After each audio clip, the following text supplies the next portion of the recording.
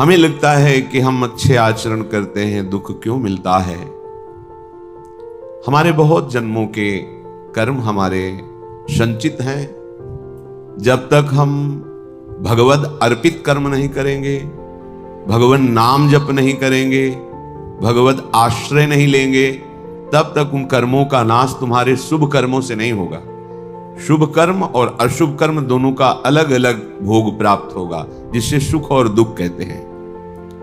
एकमात्र भगवत समर्पित कर्म और भगवत स्मरण इतनी सामर्थ्य है कि आपके सब पहाड़ के पहाड़ जैसे शुभ अशुभ कर्मों को विध्वंस करके महासुख प्रदान करेंगे। जब तक शुभ अशुभ कर्म रहेंगे तब तक आपका जन्म मरण होता रहेगा, आपको दुख सुख की प्राप्ति होती रहेगी। जैसे किसी किसी को भ्रम होता है कि गर्भस्थ शिशु या बाह्य प्रकट हुआ या अभी बाल्यावस्था को है या किशोर अवस्था को है, इस जन्म में तो कोई पाप नहीं हुए, फिर वो क्यों मर जाता है या फिर वो क्यों असाध्य रोगों से ग्रसित हो जाता है? जीव पुरातन है, भगवान का अंश, और उसी ने जिन जिन शरीरों को धारण करके जैसे जैसे कर्म किए हैं वैसा वैसा उसको परिणाम भोगना पड़ता है। पहली बार थोड़ी मनुष्य बना है, शास्त्रों बार बन चुका होगा। जैसे प्रश्न उठता है कि 84 लाख योनियों में एक योनि है जिसमें कर्म नवीन किया जा सकता है, तो अभी तो वो मनुष्य योनि में आया, पीछे क्या ऐसे कर्म किए? तो आप जानते हैं ये कितने करोड़ बार मनुष्य बन चुका है? नहीं जानते। अल्पज्ञ होने के कारण आप प्रश्न कर देते हैं कि मनुष्य योनि तो 84 लाख योनियों में एक बार ही मिलती है और अभी वो मनुष्य बना है, कोई नवीन कर्म किया नहीं, ना शुभ ना अशुभ, फिर उसे दंड क्यों मिल रहा है? क्योंकि अन्य योनियों में किए हुए कर्मों का परिणाम मनुष्य योनि में नहीं भोगना पड़ता। जैसे पशु है, पक्षी है, वो तो प्रारब्ध के अधीन होता है, नवीन कर्म कर ही नहीं सकता। फिर ये परिणाम किसका भोग रहा है? जो अभी अभी नवीन अवस्था को प्राप्त हुआ है मनुष्य शरीर में। तो आप अल्पज्ञ हैं, आप पीछे के जन्म नहीं देख पा रहे कि आप करोड़ों बार मनुष्य बने हैं। हर बार आपने वासना की फिसलन में फिसल करके अशुभ कर्म किए और भगवान को प्राप्त होने वाले भगवत प्रीत्यर्थ कर्म नहीं किए, भजन नहीं किया। अनादिकाल से भटकते चले आ रहे हैं। ये क्यों म्यों छोड़ करके यदि शास्त्र और संतों की बात मान लें तो आपका ये जन्म सब कर्म संस्कारों को मिटाकर परम पावन भगवान के चरणों की प्रीति प्रदान कर दे। वही योग योग है, वही ज्ञान ज्ञान है, वही धर्म धर्म है, जिससे भगवान के चरणों में प्रीति हो जाए। वो कर्म धर्म योग ज्ञान किस काम का जो भगवान के नाम में प्रेम न हो, उनके रूप में प्रेम न हो, उनके श्री चरणों की भक्ति ना हो हृदय में। बड़े बड़े महापुरुष योगींद्र मुनींद्र भी जिनके चरणों का यश गाते हैं, चरणों की आराधना करते हैं, वो प्रभु हैं। सत प्रेमैक रसात्मनो पदतले न्यस्याभय स्थीयते। जिसने श्री श्यामा श्याम के चरणों में अपने शीश को झुका दिया, समर्पित कर दिया, अब उसे कहीं भी कोई भी भय परास्त नहीं कर सकता, श्रीपाद कह रहे। क्योंकि ऐसा सच्चिदानंद में निर्भय पद उसके हृदय में प्रकट होता है। तरहास्ते मम लोकतो नहीं भयम, नो धर्मतो नो दूरांत यदि व्याधि सतात किमन्य दखिलाधीसाच में नो भयम। अब उसे कोई लोकपाल भी भयभीत नहीं कर सकता। जिसके भय से वायु चलती है, सूर्य तपता है, मृत्यु अपने समय से काम करती है, वो ईश्वरों के ईश्वर भी भगवान श्री कृष्ण है। वही निर्गुण निराकार है, वही सगुण साकार है, पर ब्रह्म की प्रतिष्ठा है श्री कृष्ण, गीता जी। और उन्हीं श्री कृष्ण के हृदय का प्रेम समुद्र जब सार रूप धारण किया तो श्यामा जी हुई। ऐसे श्यामा श्याम के चरणों की शरणागति जिसने वृंदावन धाम में आकर के रसिकों का संग करके प्राप्त कर ली, उसकी ऐसी स्थिति हो जाती है कि लोकपालों का भी कोई भय नहीं रहता। सुरपति, नरपति, लोकपति जिनके भावे घास रहे परमानंद में तज सबही की आस, क्योंकि निर्भय पद श्री श्यामा श्याम के चरणों की शरणागति हृदय में जागृत हो गई है। अब बातें केवल नहीं रह गई, हृदय में जागृत हो गई है धाम की कृपा से, सत्संग की कृपा से। धर्म भय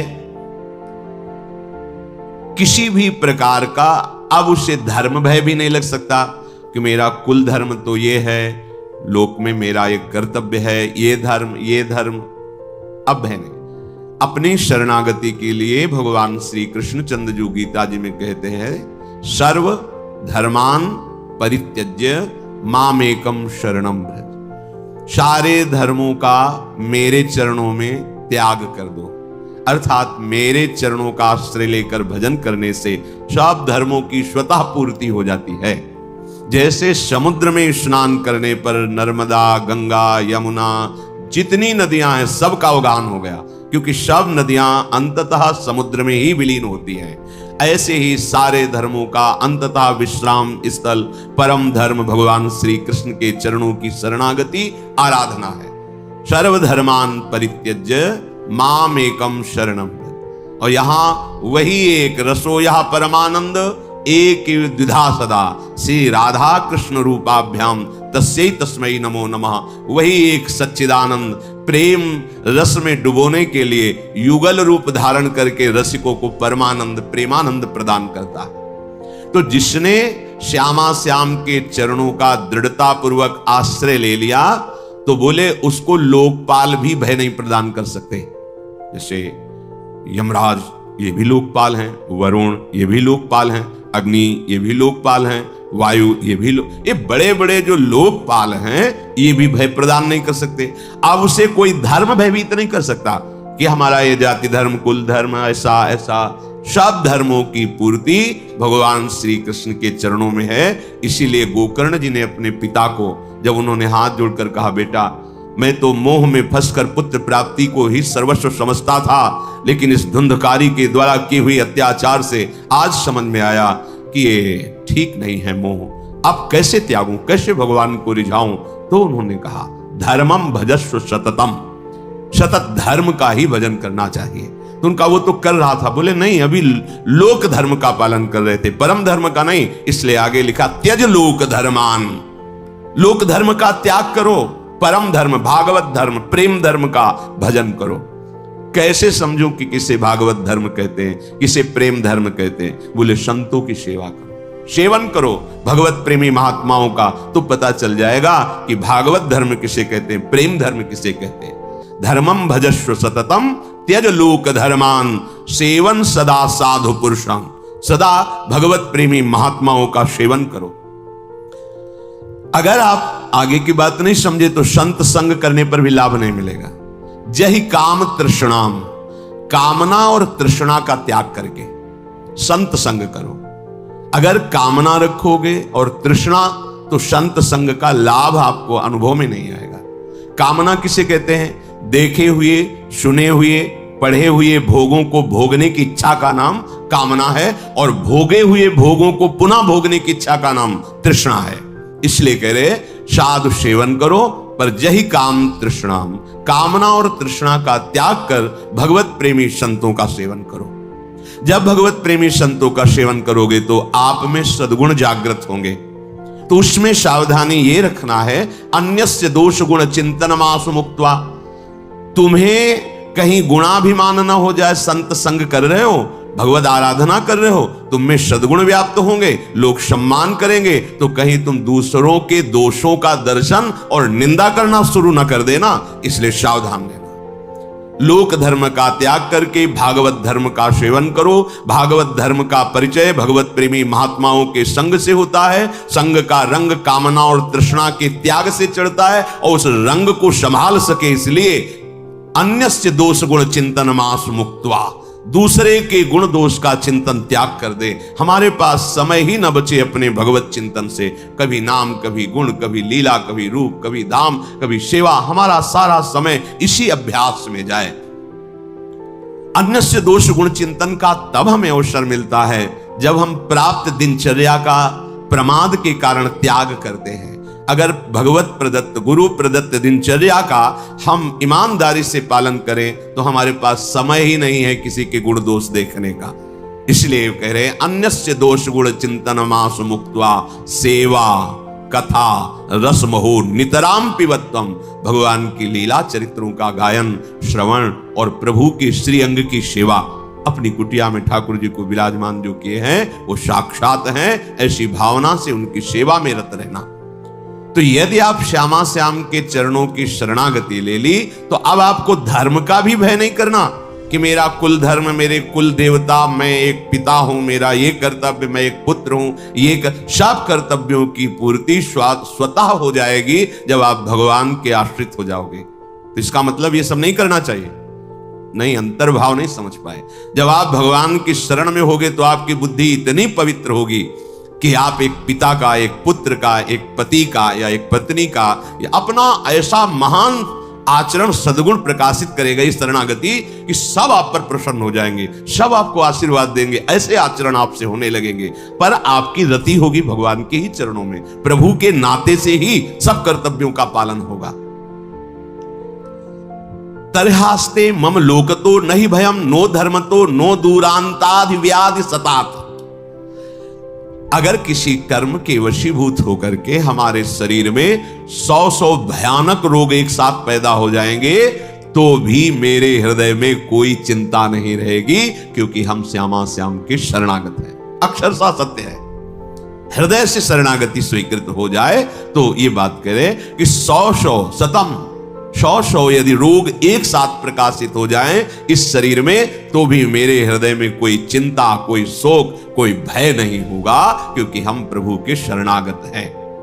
ऐसे अखिल ब्रह्मांडों का कोई अधिपति भी हो, जैसे अखिल ब्रह्मांडों का अधिपति काल है, समय, वो ब्रह्मा को भी खा जाता है, ब्रह्मा भी उससे भयभीत होते हैं क्योंकि उनकी भी अवधि है।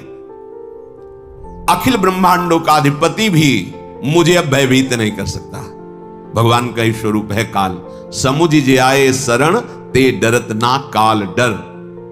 जो ऐसा समझ करके श्यामा श्याम के चरणों का आश्रय ले लेते वो काल से भी भयभीत नहीं होते। कैसे? देखो, मृत्यु की बात सुनकर भय लगता है, मरने से हमारा स्वभाव बन गया भयभीत होने का, और मृत्यु से तो खास डर लगता है। सच्ची मानिए, जो भक्त जन होते हैं जिनका हृदय प्रभु को समर्पित होता है, उनके मृत्यु का समय ऐसा होता है जैसे विशाल हाथी के गले से रायबेल की माला टूट के गिर जाए। रायबेल जो श्वेत, उसको पता ही नहीं चलेगा कब छूट गया। मृत्यु भयावह नहीं, भयावह तब होती है जब हम केवल शरीर में आ सकते हैं और यहां की सब सामग्री हमने मेहनत के द्वारा पैदा की, और जब छूटने का समय आता है तो सब छूटेगा। जिनसे हमने परिचय बनाया वो छूटेगा, जिसको हमने अपना माना वो छूटेगा। तो अब मिलेगा क्या? अब केवल भय ही भय है। कहां जाऊंगा, कौन मेरा है, क्या होगा, ये सब मेरे तो छूट रहे हैं, अब क्या होगा? अब भय है। अगर आपने श्यामा श्याम के चरणों का आश्रय लेकर सबकी सेवा की है तो मूल में श्यामा श्याम है, तो शरीर छूटने की बात आने पर यह बात आएगी, श्यामा श्याम है ना, हमें जाना तो उन्हीं के पास है ना।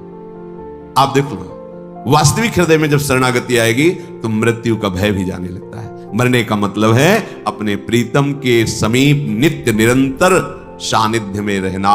कितना आनंद का विषय। हम जिसे प्यार करते हैं अब उसे ध्यान में नहीं, अब प्रगट में मुझे उनके समीप रहने को मिलेगा, ऐसा भाव। मरने से सब जग डरा, मेरो मन आनंद, कब मरी हो कब भेटी हो पूरन परमानंद। तो कह रहे हैं उसे सर्व ब्रह्मांड अधिपति काल से भी भय नहीं होता। जिए काल बस ना परे। वो जीता है श्यामा श्याम में, काल के अधीन होकर नहीं जीता, क्योंकि वो श्यामा श्याम का शरणागत। तो ये तो भाई उनकी बात हुई जो वृंदावन आश्रित होकर श्यामा श्याम की तन्मयता पूर्वक उपासना कर रहे, रोज सत्संग सुन रहे, रसिकों का संग। पर हम तो दूर से आए हैं, आज ही रुकेंगे फिर चले जाएंगे, और घर गृहस्थी में इतना भजन साधन तो बनता नहीं। वहां तो सुन लिया, पर आचरण और वायुमंडल का प्रभाव हमें ऐसी स्थिति में तो रहने नहीं देता कि 100 व्याधि हो जाए, मुझे कोई चिंता ना हो, मुझे किसी धर्म की परवाह नहीं, लोक लोकांतर के अधिपतियों का कोई डर नहीं। ऐसा तो नहीं है ना। तो हमारे लिए क्या है? तो श्रीपाद कह यत् पुष्पम घ्रातवंतः, धन्य है सकृदपि पवनम वा स्पृशन्तः स्वरूपम लोकम वा लोकयन्तः कमपि नति कृतः करहि चिद् यद्दिशेपि यन्नामाप्येकवारं शुभमभिदधतः कीकटादौ च मृत्वा प्राप्स्यन्ते वाञ्जसा तन्मुनिवरमहितं धाम ये केचिदेव। आहा, ये धाम देगा आपको क्या? बोले यद पुष्पम घ्रातवन्तः सकृदपि, यदि वृंदावन में प्रकट हुए पुष्प को, जो वृंदावन की भूमि में प्रकट, बड़ी महिमा, तभी कहते हैं। अब ऐसा समय आ गया है कि लताओं का आदर नहीं है, बड़ा दुर्भाग्य प्रकट हो रहा है। करे तो क्या करे, माया ने ऐसी समस्या में फंसा दिया। अब वो 50,000 रुपया गज की 100 गज जगह खरीदी, अब 100 गज में उसमें वृक्ष रखे, अपना मकान बनाए, क्योंकि सब बड़ी मुश्किल से धन संग्रह करके वृंदावन वास के लिए उसने जगह खरीदी है। अब एक पीपल का वृक्ष, बरगद का वृक्ष, वो खुद अपना अधिकार जमा ले। अब क्या करें? ये दलीलें हमारी बुद्धि में जागृत होती है कि हम क्या करें, इतनी महंगी जगह ली, अब लता। पर हमें ये ध्यान रखना है कि कोटि ब्राह्मणों की, ब्रह्म ऋषियों की हत्या का जो फल है वो यहाँ की लता को काटने पे है। ये धाम है। यहाँ हमारे प्यारे जो लता के नीचे खेलते हैं। लता भवन सुख शीतल छहाँ, श्री हरिवंश रहत नित्य जहां, तहां न वैभव। हाँ, यहाँ की लताएं बड़े बड़े परमहंस महात्मा है। पर दुर्भाग्य है, ऐसी माया ने बुद्धि अपने लोगों की कर दी कि कोई रास्ता ही नहीं समझ आता। अब जगह खरीदे तो उसमें लता रहने नहीं देंगे, लता नहीं रहेगी तो वहां बिल्डिंग बनाओगे तो भजन नहीं रहेगा, क्योंकि अपराध तो पहले ही कर दिया। महान वृक्षों का हनन वृंदावन के रसिकों ने जो देखा है कि ये लताएं समर्थ हैं प्रिया प्रीतम के प्रेम रस प्रदान। श्री बिहारिन देव जी महाराज स्वामी हरदास जी की कृपा पात्र जन कह रहे हैं कि प्रेम पदार्थ अति दूर है बिन से रज रूख। बिना लता का सेवन किए, रज का सेवन किए, यहाँ का प्रेम नहीं समझ। जैसे बाहर से लोग बोलते थे ना, क्या क्या ये सब प्रेम, क्या क्या जानोगे, अपने को नहीं जानते, धर्म को नहीं जानते, सत्य को नहीं जानते, इंद्रियों को नहीं जानते, मन को नहीं जानते, उनको अधीन नहीं कर सकते। केवल बातें बनाने से होता है। परमार्थ अध्यात्म केवल भाषण थोड़ी है, ये बातें थोड़ी हैं, ये जीवन समर्पित करके ये खेल खेला जाता है। तब कहीं कुछ समझ में आता है, वो भी गुरु कृपा से, अहंकार रहित होकर पूर्ण जीवन समर्पित, एक एक सेकंड प्रयत्नशील रहकर भगवत आराधना, तब कहीं समझ में आता है।